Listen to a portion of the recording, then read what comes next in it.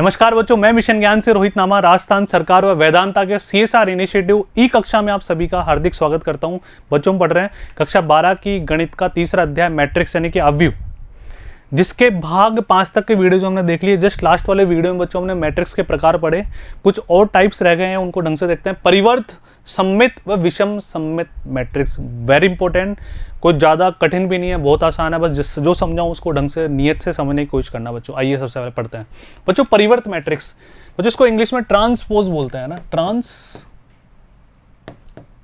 बच्चों कुछ शब्दों के इंग्लिश वर्ड भी आपको याद होनी चाहिए, उससे क्या है थोड़ी सी आसानी हो जाती है ना, ठीक है। जैसे हम बात करें ट्रांसपोज, यानी कि ट्रांसपोज का पहला अक्षर बच्चों कौन है? टी, यानी कि जनरली हम इसको किसी भी मैट्रिक्स के परिवर्त को एक ही पावर टी से हम शो करेंगे। छोटा टी लगा दो ऊपर, या ये वाला लगा दो, छोटे से मतलब छोटा सा, साइज में छोटा, कैपिटल लगा दो, स्मॉल लगा दो, चाहे ए कॉम्प्लीमेंट ए डैश लगा दो, तब भी उसको परिवर्त ही बोलते हैं। बच्चों परिवर्त क्या होता है? किसी भी मैट्रिक्स के परिवर्त से मतलब होता है कि उसके पंक्ति को स्तंभ कर दो, स्तंभ को पंक्ति कर दो, यानी कि दोनों को आपस में इंटरचेंज कर दो। आई को जैसे इंटरचेंज हम कर देते हैं, बस इतनी सी बात है। यदि कोई मैट्रिक्स m क्रॉस n का है तो उसको हम n क्रॉस m कर देते हैं, है ना। फॉर एग्जाम्पल एक बार इसको पढ़ लो, एक ही सभी पंक्तियों को स्तंभों में तथा स्तंभों को पंक्तियों में बदल दिया जाए तो इस प्रकार प्राप्त मैट्रिक्स ए का परिवर्त मैट्रिक्स या अवयव कहलाता है। जैसे एक ही कोटि क्या होगी? m क्रॉस n होगी, तो परिवर्त करने के बाद कोटि क्या हो जाएगी बच्चों? n क्रॉस m हो जाएगी, ठीक है। अब ये मैं तुम्हें समझाता हूँ, एक बार इस नोट को पढ़ लो बच्चों। किसी भी इकाई मैट्रिक्स, चाहे वो कितने भी ऑर्डर की हो, किसी भी कोटि की हो, का ट्रांसपोज हमेशा सेम वापस वही आता है। प्रत्येक इकाई मैट्रिक्स का परिवर्त उस इकाई मैट्रिक्स के बराबर ही होता है, इस बात को ध्यान रखना। जो नोट में स्पेशल बातें होती है अलग कलर में, उसको बिल्कुल ढंग से नोट करनी है आपको। अब ये परिवर्त में आपको प्रैक्टिकली एग्जाम्पल से समझाता हूँ, बिल्कुल ध्यान से देखना बच्चों एक बार, है ना। एक मैट्रिक्स हमारे पास है -1 2 3 4, ये 2x2 की मैट्रिक्स है। इसका ट्रांसपोज यानी कि इसका परिवर्त बच्चों क्या हो जाएगा? हमने क्या बोला? पंक्तियों को स्तंभों में और स्तंभों को पंक्तियों में परिवर्तित कर दो, ठीक है। तो ये -1 2 3 और 4, देखो ये 3 और 4 क्या था? इसकी दूसरी पंक्ति थी, अब 3 और 4 इसका दूसरा स्तंभ आ गया। -1 -2 इसकी पहली पंक्ति थी, अभी इसका पहला स्तंभ आ गया। बात समझ में आ गई सभी के? अभी तो 2x2 ले ली मैंने ना, तो ऑर्डर में फर्क नहीं पड़ रहा, वो भी 2x2 है और ट्रांसपोज यानी कि परिवर्त करने के बाद भी 2x2 ही है। अपन चेंज करते हैं थोड़ा सा, इसको ध्यान से देखो एक बार, है ना, ताकि ये लिखी हुई बात आपको थोड़ी और कॉन्सेप्ट से समझ में आ जाए। एक मैट्रिक्स लेते हैं अपन 1 2 3 4 5 6, ठीक है। ये ए मैंने एक मैट्रिक्स ले ली, ये कितने बाई कितने की है? 2x3 की है ना, 2 पंक्ति 3 स्तंभ। अब इसका ट्रांसपोज अपन निकालते हैं, ध्यान से देखना। इसका परिवर्त बच्चों, परिवर्त मेरे मुंह से बार बार ट्रांसपोज निकलेगा तो भी समझ जाना। टी का मतलब पंक्ति को स्तंभ में बदलना है, रो को कॉलम से इंटरचेंज करना है आपस में दोनों को, ना। देखिए तो अब बच्चों ध्यान से देखो, इसकी पहली पंक्ति कौन है? 1 2 3। अब इसका पहला स्तंभ क्या हो जाएगा? 1 2 3। इसकी दूसरी पंक्ति कौन सी है? 4 5 6। इसका दूसरा स्तंभ कौन सा हो जाएगा? 4 5 6। ये इसका बच्चों हमने क्या कर दिया? ट्रांसपोज कर दिया। अब ये देखो 3/2 की होगी ना, ये लीजिए।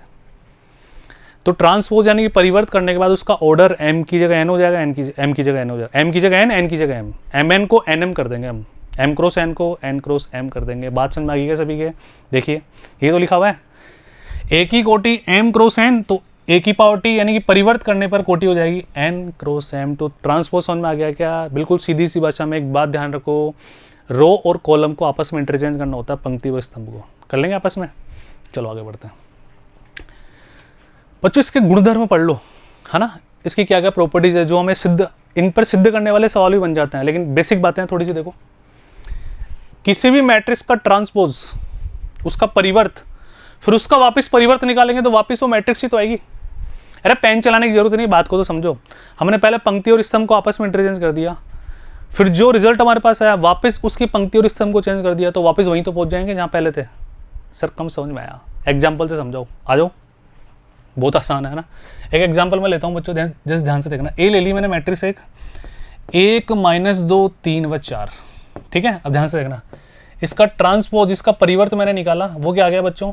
1 -2 3 4। अगेन इसका ट्रांसपोज निकालते हैं, इसका वापस क्या निकाले बच्चों? ट्रांसपोज, वापस परिवर्तित कर दो तो क्या आ जाएगा वापस? 1 3 -2 व 4। बताओ ये दोनों बातें बराबर है या नहीं है? अरे बताओ जल्दी से, है या नहीं बराबर? बराबर है ना बच्चों? तो पहली बात समझ में आ गई। पहली बात क्या, किसी भी मैट्रिक्स का ट्रांसपोज परिवर्त अगेन उसके परिवर्त करें तो वापस उस मैट्रिक्स के बराबर हो जाएगा। आप खुद भी, जैसे मैंने 2x2 की मैट्रिक्स ली, आप 3x3 की ले लो, 2x3 की ले लो, 3x4 की ले लो, एक दो एग्जाम्पल ऐसा करके देखो, फिर कॉन्फिडेंस बढ़ेगा और साथ के साथ एग्जाम्पल कर लोगे तो आपको हमेशा के लिए याद भी रह जाएगा। ठीक है, ये बात समझ में आ गई। चलें अगले पे। अगला बच्चों देखो ध्यान से क्या कह रहा है।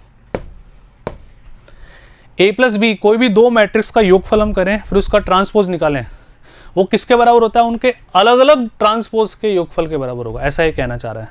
तो चेक करके बता दूं मैं, ध्यान से देखो बच्चों को, hand to hand note down कर लेना, मैं रफ कर दूंगा अभी थोड़ी देर में ना।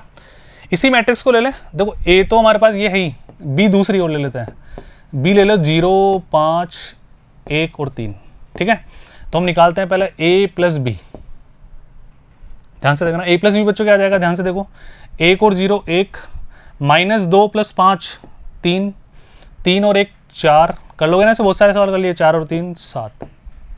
इसका ट्रांसपोज हमें निकालना, ध्यान से देखना, a+b का ट्रांसपोज यानी कि इसका परिवर्त निकाल दो बच्चों, कितना आ गया, 1 3 4 और 7। ठीक है, अब अलग अलग निकालते हैं ना, ध्यान से देखना।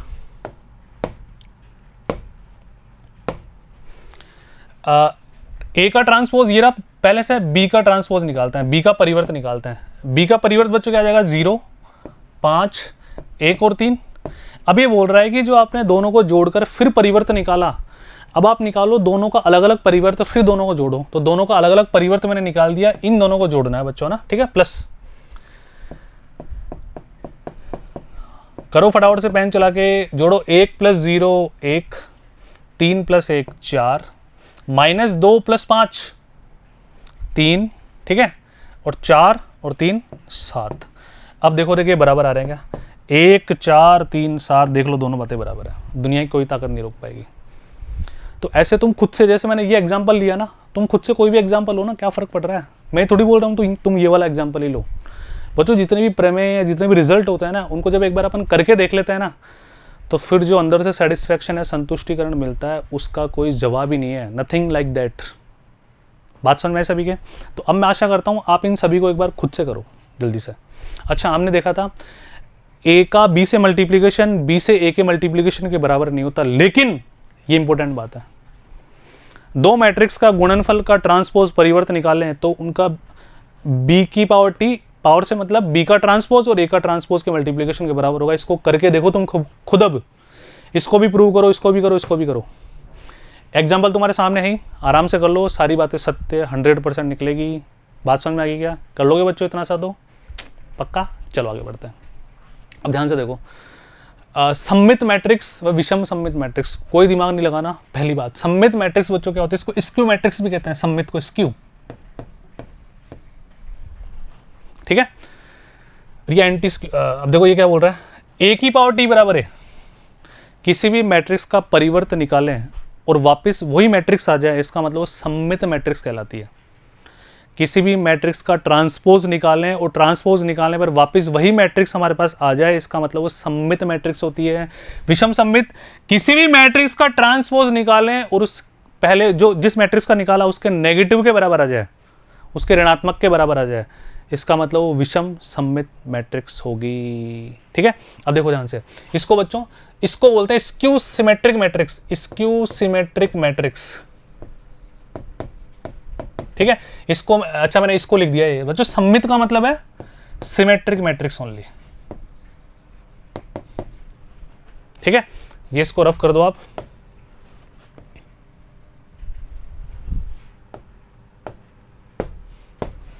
सममित का मतलब सिमेट्रिक, विषम सममित का मतलब स्क्यू सिमेट्रिक। ये बिल्कुल ध्यान रखना, विशेष है ना, विषम के लिए स्क्यू हमने लगा दिया।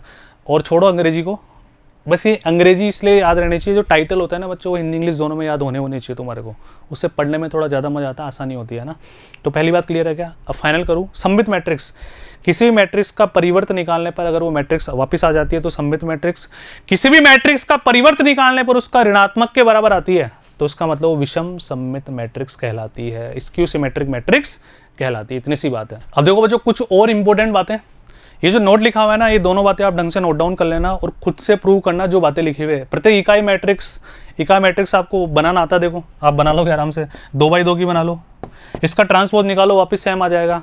वो सममित मैट्रिक्स होते हैं। तो जितनी बातें लिखी हुई इनको खुद से प्रूव करो, आप खुद से एग्जाम्पल लो, इनको नोट डाउन कर लेना, बहुत इंपॉर्टेंट बातें हैं। ठीक है, आगे बढ़ते हैं। सममित व विषम सममित मैट्रिक्स के गुणधर्म। बच्चों यहाँ पे थोड़ी सी टाइपिंग मिस्टेक है, ये इसका ध्यान रखना, ये ए का ट्रांसपोज है, ए टी नहीं है। यहाँ ए की पावर टी यानी कि ए का ट्रांसपोज, ए की पावर टी, ये जो टी मल्टीप्लीकेशन में इसको ऊपर लगा लेना। अब इनको आप खुद से चेक करो, मैं एक चेक करके आपको बता देता हूँ ना, ताकि आपका आत्मविश्वास बढ़ेगा। देखो यहाँ पे भी ये ऊपर है, थोड़ा सा कर लेना बच्चों, ये ठीक ठाक है ना। पहले मैं इनमें से कोई भी एक तो वहाँ प्रूव करके दिखाता हूँ। यदि ए कोई एक वर्ग मैट्रिक्स है, कोई भी वर्ग मैट्रिक्स ले लो, आ जाओ, 1 2 3 4, 2x2 की मैंने ले ली। ठीक है, अब क्या कह रहा है बताओ, ये कह रहा है ए प्लस उसका ट्रांसपोज, उसका परिवर्त एक सममित मैट्रिक्स होगा, ये बोलना चाह रहा है ना। आइए इसका ट्रांसपोज निकालो, ये आ गया 1 2 3 4, इन दोनों का सम करो बच्चों। ठीक है, तो a प्लस ए का ट्रांसपोज जोड़ो, 1 और 1 2, 2 और 3 5, 3 और 2 5, 4 और 4 8। ठीक है, अब ये जो मैट्रिक्स हमें प्राप्त हुई, इसके लिए वो क्या बोल रहा है कि सममित मैट्रिक्स है। इसके लिए क्या बोल रहा है बच्चों, सममित मैट्रिक्स है। बताओ सममित मैट्रिक्स क्या होती है? सर उस मैट्रिक्स का परिवर्तन निकालने पर वापस वही मैट्रिक्स आ जाए, इसका मतलब सममित मैट्रिक्स है। तो अगेन बच्चों इसका तुम क्या निकालो, ये एक मैट्रिक्स है, इसका परिवर्तन निकाल दो। अगर वापस यही मैट्रिक्स आ जाती है तो हम बोल देंगे सही बात है, वरना गलत बात है। आइए निकालें, तो इसका इंटरचेंज करो, 2 5 5 और वही आ गया, तो सर बिल्कुल सही बात है। ऐसे खुद से कर लिया करो, मैंने 2x2 लिया, तुम 3x3 ले लो, क्या फर्क पड़ गया, कर लेंगे बच्चों आराम से, है ना। तो इन सभी को आप करना। a माइनस ए का ट्रांसपोज, ए का परिवर्त एक विषम सममित मैट्रिक्स होता है, ये भी तुम करके देख लो। विषम सममित मतलब उसका ट्रांसपोज निकालने पर उसके ऋणात्मक के बराबर आएगा। करके दिखा दूं, ये वाला भी करके देख लेते हैं बच्चों, ध्यान से देखो। a, अब a माइनस ए का ट्रांसपोज करो। ठीक है, ए में से एक, ये ए की पावर टी वाला घटाओ, जो पावर बोल रहा हूँ ये ट्रांसपोज होता है। ठीक है, बार बार ध्यान रखना। 1 में से 1 गया तो 0, 2 में से 3 गया तो माइनस का 1, ठीक है, 3 में से 2 गया तो 1, 4 में से 4 गया तो 0, है ना। अब इसका ट्रांसपोज निकालो, है ना। a माइनस ए की पावर टी एक विषम सममित मैट्रिक्स होती है, क्योंकि विषम सममित मैट्रिक्स का मतलब क्या होता है, उसके ट्रांसपोज उसके नेगेटिव के बराबर होगा। यानी कि इसका ट्रांसपोज निकालते हैं। ठीक है, आओ, 0 माइनस 1, 1 और 0 इस मैट्रिक्स के नेगेटिव के बराबर है क्या? सर चेक कर लेते हैं माइनस साइन से गुणा करके, है ना। तो इसको आगे अपन करते हैं माइनस से मल्टीप्लाई, a माइनस ए की पावर t करें। तो माइनस से करेंगे तो ये सारे 0 पे तो कोई फर्क नहीं पड़ेगा, 1 प्लस का हो जाएगा, ये 1 माइनस का हो जाएगा, अरे 0, इन दोनों को मैच करना देखें बराबर आ गया। तो खुद से कर लो यार, ऐसे क्या कर रहे हो तुम, कर लोगे खुद प्रूव कर करके देख लोगे ना बच्चों, बहुत आसान है ना। अरे ऐसे क्या कर रहे हो, फटाफट से ट्राई करो, आगे बढ़ते हैं। ये बहुत इंपॉर्टेंट है बच्चों, इससे एक बड़ा क्वेश्चन बन सकता है कभी भी। प्रत्येक वर्ग मैट्रिक्स ए को अद्वितीय रूप से एक यूनिक तरीका है सममित व विषम सममित मैट्रिक्स के योग के रूप में लिखने का। यानी कई बार क्वेश्चन आ जाता है कि आव्यूह को सममित व विषम सममित मैट्रिक्स की फॉर्म में लिखो, उनके एडिशन की फॉर्म में लिखो। जैसे बोलते हैं ना, साइन को कोस की फॉर्म में लिखो, tan की फॉर्म में लिखो, बाकी पांचों की फॉर्म में हम लिख सकते थे। वैसे 11वीं क्लास में तीसरा चैप्टर पढ़ा होगा तुमने एनसीईआरटी का, है ना, त्रिकोणमिति। अब यहाँ पे देखो क्वेश्चन डायरेक्ट ऐसा आ जाए कि किसी भी वर्ग मैट्रिक्स का कोई ऐसा रूप होता है क्या जो सममित व विषम सममित मैट्रिक्स के योग के रूप में होता है? तो वो इस तरह से होता है, ए का ट्रांसपोज परिवर्त का आधा, a माइनस ए के ट्रांसपोज का आधा, 2 कर दो बटा 2, आधा पूरा हो गया, दोनों को जोड़ दो। अब देखो वापस a आ जाएगी। इसको बैलेंस ही तो किया है यार, है ना। कैसे देखो, अगर इनको 2 मैं नीचे ले लूँ तो a की पावर t से a की पावर t ये कैंसिल हो जाएगा बच्चों। यहाँ पे ये थोड़ी सी मिस्टेक है, इसको सही कर लेना। ये t है ना, ये अंदर है ट्रांसपोज, ठीक है। अब देखो जोड़ेंगे तो ये दोनों कैंसिल हो जाएंगे, a/2 मतलब a ही तो आ गया। तो किसी भी वर्ग मैट्रिक्स को सममित और विषम सममित मैट्रिक्स के योग के रूप में इस तरह से लिखा जा सकता है। इस बात को आप विशेष ध्यान रखिएगा। बढ़े थोड़ा सा आगे, ठीक है, देखिए बच्चों, ए कोई सममित मैट्रिक्स हो तो ए की पावर एन भी सममित मैट्रिक्स ही होता है। यानी कि कहने का मतलब है यदि कोई सममित मैट्रिक्स है ना, उसके बाद कितनी पावर लगा दो तुम, उसको कितनी भी बार मल्टीप्लाई कर लो खुद से, वापस सममित मैट्रिक्स ही प्राप्त होगा। अब इसको तुम चेक करके देख लो, आ जाओ। जैसे देखो ये एक मैट्रिक्स है 2 5 5 8, है ना,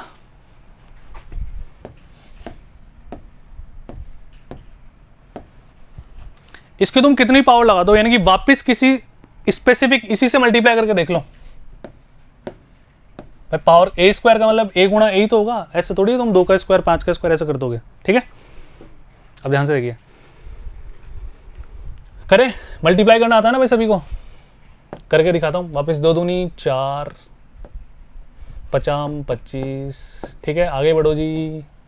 2 पंजे 10, 8 पंजे 40, नीचे वाले पे चलो। 5 दूनी 10, 8 पंजे 40, ठीक है, आगे बढ़ो। 50 25 और अंटी 64, ठीक है। अब यहाँ पे आओ, यहाँ पे बच्चों आ गया 29, यहाँ पे आ गया 50, यहाँ पे आ गया 50, यहाँ पे 64 जोड़ोगे तो जो बहुत आसान है, 5 और 4 9, 6 और 2 8, 89, ठीक है। अब इसने क्या बोला, कितनी भी पावर लगा दो, यानी उस भाई ए स्क्वायर का मतलब मैंने समझाया था ना, ये तो पहले पढ़ लिया ना अपन ने भाई। ए स्क्वायर का मतलब मैट्रिक्स में ए डॉट ए होता है, ए क्यूब का मतलब ए स्क्वायर डॉट ए होता है, ऐसे मल्टीप्लाई करना पड़ता है हमारे को, ना, ठीक है। इसका ये बोला है सममित मैट्रिक्स होगा, तो इसका परिवर्त करके देख लो वापस। 29 50 और 50 89, वापस वही आ गया ना, तो बात बिल्कुल सही लिखी हुई है। तो विशेष ध्यान रखिएगा बच्चों इन सब बातों का, ठीक है। आइए, के ए भी एक सममित मैट्रिक्स होता है, विशेषतः सममित मैट्रिक्स का ऋण भी सममित मैट्रिक्स होता है। बच्चों ये सारी बातें आप नोट डाउन कर लो, बिल्कुल सही सही बातें लिखी हुई है।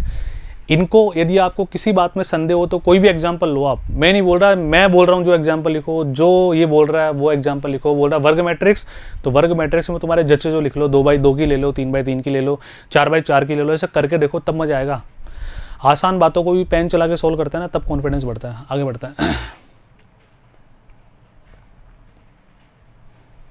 अभी विषम सममित मैट्रिक्स की बात कर रहा है, यदि ए कोई विषम सममित मैट्रिक्स है, विषम सममित मैट्रिक्स अभी थोड़ी देर पहले हमारे पास एग्जांपल आया था एक, तो ए की पावर 2n सममित मैट्रिक्स होता है, विशेषतः ए स्क्वायर A4 सममित मैट्रिक्स होंगे। इस बात का ध्यान रखना।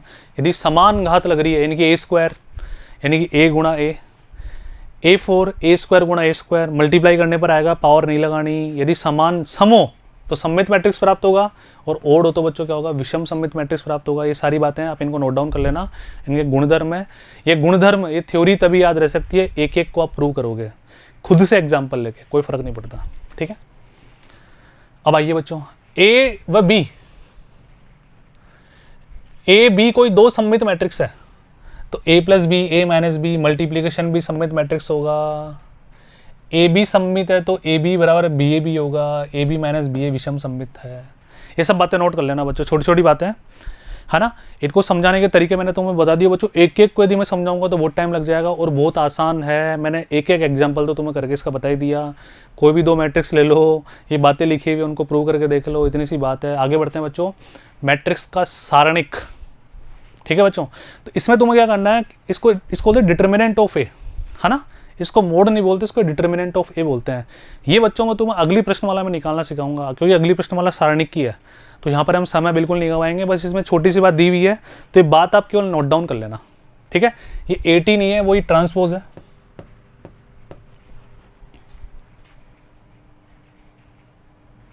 ठीक है बच्चों। इसी के साथ ये वाला वीडियो समाप्त होता है। मिलते हैं अगले वीडियो में बेहतरीन प्रश्नों के साथ। पहले तुम्हारी पाठ्य पुस्तक के प्रश्न करेंगे, उनको आपको और समझना है। उसके बाद आपको प्रश्नमाला हल करने से कोई नहीं रोक सकता। आप खुद से ट्राई करना, फिर वीडियो आप देखना। धन्यवाद बच्चों, मिलते हैं।